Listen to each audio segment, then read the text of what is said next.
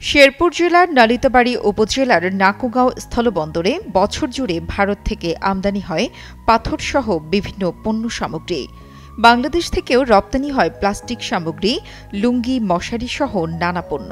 কিন্তু হঠাৎ ভারত পাকিস্তান উত্তেজনা সৃষ্টি হওয়ায় বর্তমানে নাকুগাঁও স্থলবন্দরে আমদানি রপ্তানি নামে মাত্র চালু থাকলেও বন্ধ রয়েছে যাত্রী পারাপার।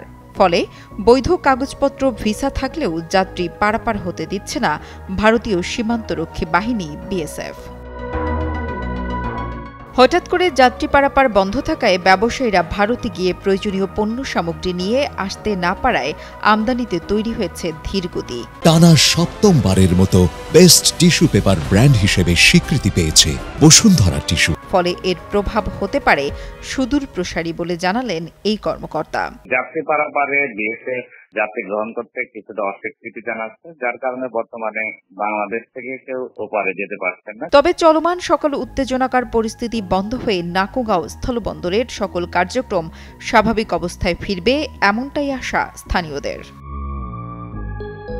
মেহেদী হাসান শামীমের পাঠানো তথ্য ও ভিডিও চিত্রে ডেস্ক রিপোর্ট, কালের কণ্ঠ।